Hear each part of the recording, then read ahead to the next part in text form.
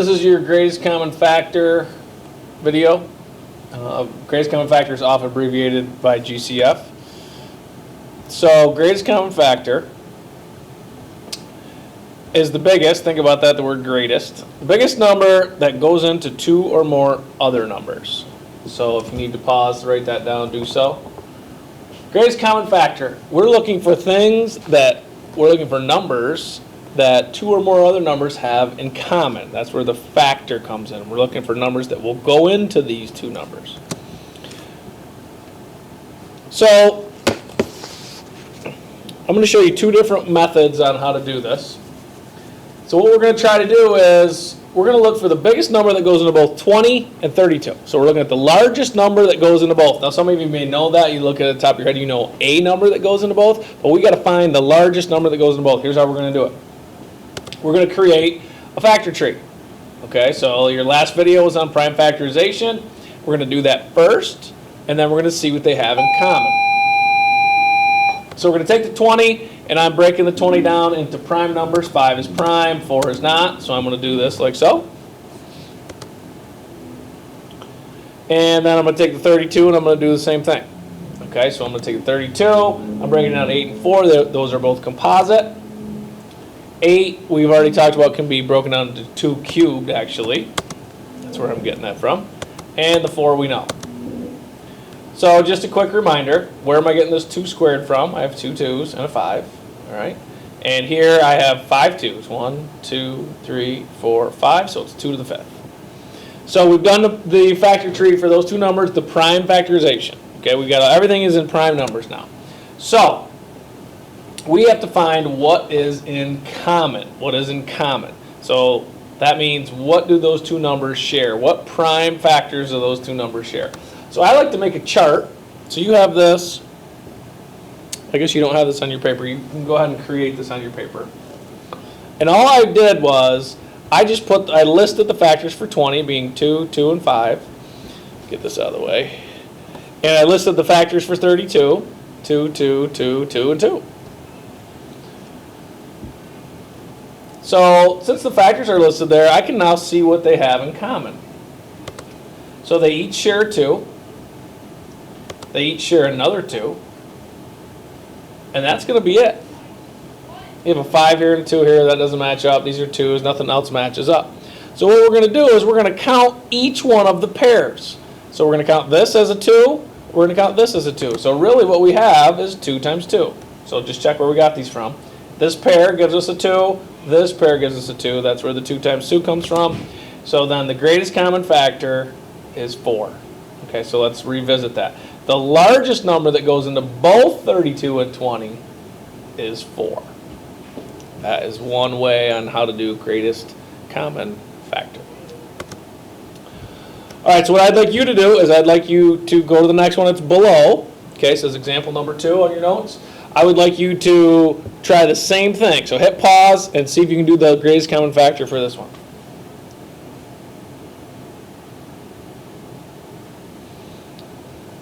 All right, so for 30, I'm going with 5 and 6. 5 is prime, 6 is not. So here's my numbers for 30. And I'm doing the same thing for 60. I'm going to use 6 and 10. 6 is composite, so I need to use the 2 times 3. 5 is composite, so I need to do the 5 times 2. So here's my prime factorization for each number. So everything's broken down. I got everything in primes. So here's my chart. I gave you a chart on yours, so you have everything there in front of you. So now let's find what they have in common. So they each have a 2, and then they each have a 3, and they each have a 5. So we have a 2, a 3, and a 5. So we're going to multiply. Now remember, everything is prime, product of prime, so we have to multiply those. You could have listed it this way. I just showed you the reason that there's two charts there. Is you could list it this way if you'd like. Some people like this better, showing that the 2's are lined up. There's no 2's here, right? So the 3's are lined up, the 5's are lined up. If you like it better that way, that's totally fine by me. Whichever way makes more sense to you. Either way, we have a 2, a pair of 2's, a pair of 3's, a pair of 5's. That's why I have a 2, 3, and a 5, right? So a pair of 2's, a pair of 3's, a pair of 5's. So we have a 2 times 3 times 5. which gives you 30. So the largest number that goes into both of these two is 30. I hope that tells you something. I hope that tells you that the first thing you should check for a greatest common factor is, does the smaller one go into the larger one? If it does, then the smaller one is the greatest common factor. That's what it is in this case. Okay. That was method one. That means that's one way to do it. So I'm going to show you the same two problems, and I'm going to show you a different way. So on your notes, you have a left side and a right side. We're going to the right side. I'm going to show you another way to go about doing this. So we're still finding GCF. We're still finding the biggest number that goes into both of these. So here's showing you what we did to figure that out in the first place. These were factor trees. So this way we're going to do a little different. People call this the cake method, which is kind of funny to me because they're saying this looks like we're starting to make a piece of a cake, I guess. I don't know. I think of it as being the division bridge upside down, because you are actually going to divide here. So I need a number that goes into both 20 and 32. So I'm just going to use 2 because they're both even. Okay, 2 goes into 20 10 times. Right, so there's our division. 2 goes into 20 10 times. 2 goes into 32 16 times. So 2 went into both of these. Okay, now if I look at these two numbers, is there another number other than 1 that goes into both? There is. 2 goes into both. So what I have to do then is I have to draw another layer. That's where the cake comes in, I guess. I have to draw another layer because 2 goes into both of these again. So I want to say 2 goes into 10 5 times, and 2 goes into 16 8 times. So I ask myself the same question. Is there anything that goes into both of these other than 1? The answer is no. The only thing that goes into those is 1. So that they are called being relatively prime. 5 and 8 are relatively prime. Yes, I want you to write that down. Feel free to pause if you need to. Relatively prime means nothing goes into both numbers. So if I look here, 5 is prime, but 8 is composite. Why are they relatively prime? Because the only thing that goes into both numbers is 1. Once we get to that point, that tells us we're finished. We take the numbers out in the front. So by front, I'm showing you here that the 2's are in the front. And 2 times 2 gives you 4. So your greatest common factor in this case is 4. So if you look on your paper, it's to the left. Here were your notes using the factor tree. We found out what was in common. 2 times 2 gave us 4. Here, we did the same math. It looks different. We took the numbers in the front for the 2 times 2, giving us 4. Okay, another method on how to do something that's similar. So go below to the next one for method 2 where you see this one. And I would like you to hit pause and see if you can do this using method 2. Go for it.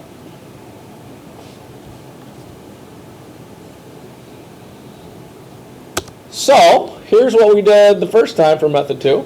Or sorry, for method 1. Here's method 2 coming at you. So we draw our little bridge, and we got to find a number that goes into both. I'm going to use 2 again.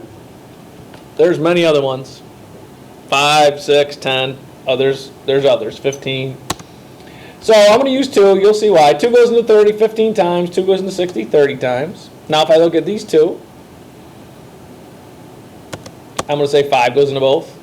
Even though there are larger numbers that do. I'm giving you an example here. 5 goes into 15, 3. 5 goes into 36. If I look at 3 and 6, does anything go to both of those other than 1? Yes, indeed. 3 does. So 3 goes into 3 once. 3 goes into 6 twice. 1 and 2 are now relatively prime because nothing goes into both other than 1. So 1 and 2 are relatively prime. We take the numbers out in front and we multiply them. 2 times 5 times 3.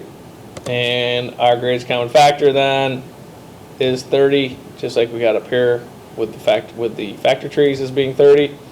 Could I have used larger factors to start with? Could I have looked at this and said 10 goes into both, or 15 goes into both, or 30 goes into both? Yes, the higher the number out front, the less steps you're going to have to do.